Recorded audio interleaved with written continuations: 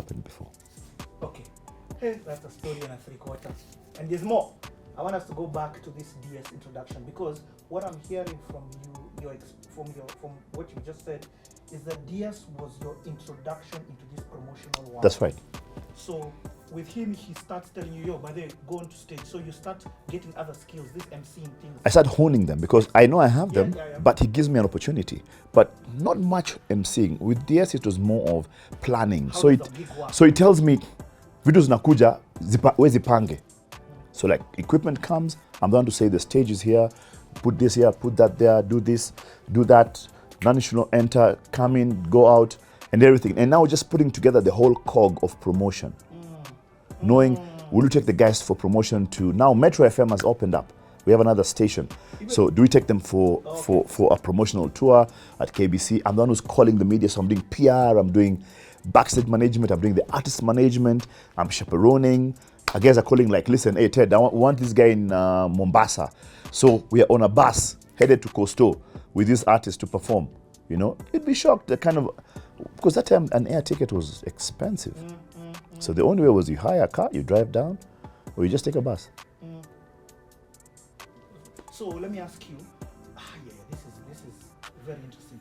That Rare Watch show, is that like your beginning? Is that how now you got into that show? Not the Rare Watch show, the dance for, what's it? The Winaka. Winaka. So Winaka, remember, I've come to watch.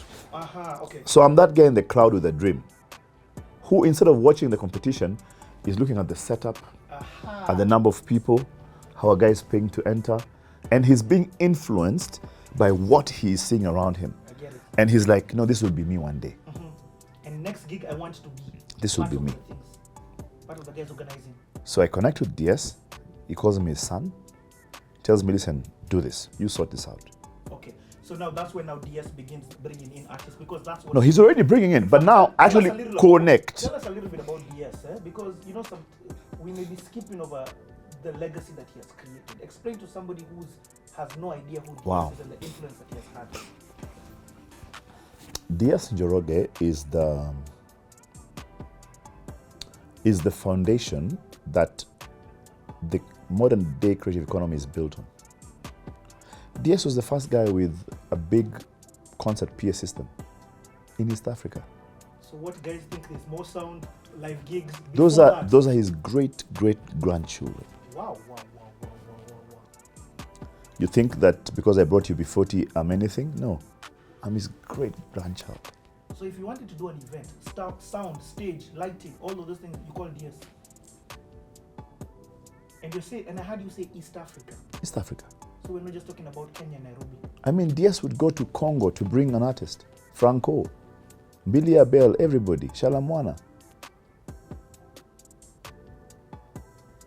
How did I connect with him? Just understanding what is he doing. So I'd sit in his office while he talks to the artist, while he signs contracts, while he negotiates with people, and I started understanding what this is all about. This whole mix, what it's all about.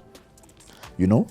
And that's something I learned about life. You can't jump some key elements of learning. You can't. And that's why kids are messing up here trying to put up shows. You might have the money, but you'll never be able to do a proper show. You're jumping some stages. You've jumped the stages. And you can't fake the process. You can't. So DS tells me, Ted, this guy is coming, live with you. You live with him at Hilton. So I'm like, I'm spoiled, man. I'm just enjoying. You have a front seat. But I get to see everything. I get to see the issues backstage. I get to see when other people bring artists, they can't pay for them. The artist is stuck here. I have front row seats to promoters who've brought artists and they've been frozen from leaving Kenya. They have no tickets. They've been kicked out of the hotels. I have stories of, amazing stories about just various things happening. Guys coming and saying, I'll give you my car, I'll give you this, I'll give you that. In fact, when it was at the beginning, quite a number of big corporates were willing to give out stuff. I remember once Amazon Motors gave some Volvos to be used for ferrying, brand new Volvos, you know, because they felt they'll get value out of it. Yes, it's powerful. Yeah. Let me ask you another question that you've touched on. You've touched on the introduction of, now you're entering marketing, because when you mentioned a new station has come, Metro FM. Yeah.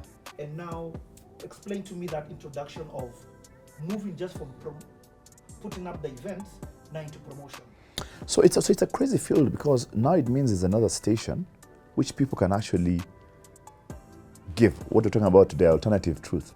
So there's another one. And you're like, what? Kumbe, you can actually have another station. And they pitch something called a live. It will be live on Metro FM. Ooh. You're like, guys in the shags, where we'll hear this thing happening, you know? And all along, I can't explain what I actually do.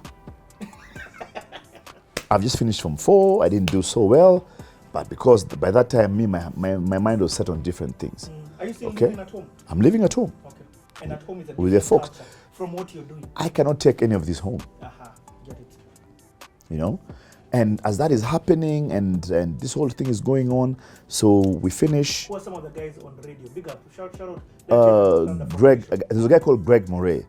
Greg Moray was the programs controller at Metro. I mean, he was the biggest thing since sliced bread. I mean, there was Anne Mayan, there was Francis Karani, there was Chris Kirwa.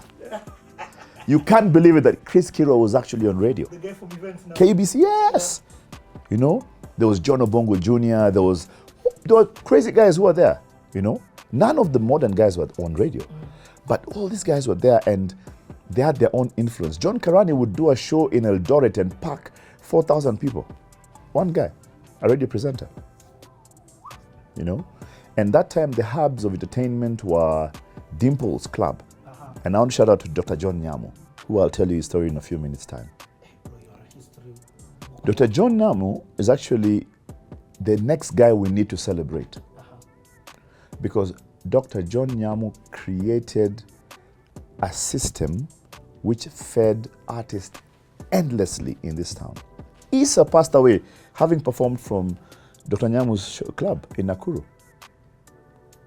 I mean, if you're an artist, your circuit had to start from Nakuru, Dimples. You go to Kisumu to Lakers. Okay? You go to Eldoret to Sam's Club, which Chris Kirwa used to promote. You go to Meru, you go to Dimples again. You go to Mombasa, you'd be at Mamba or Tembo, but most likely Mamba. There was no other show. Embu came up, then a Makuti in Embu, and there was a Makuti in Kitale. Those two also were coming up, you know, coming in and out. Why are you giving him props? He's the one who... So what happens is when we finish this Form 4 bit, I try my hand at, I think I'm a very funny guy, and my girlfriend tells me I'm very funny. I try my hand at comedy. Comedy? I was waiting for you to say rapping or DJing. Rapping, remember we've done rapping.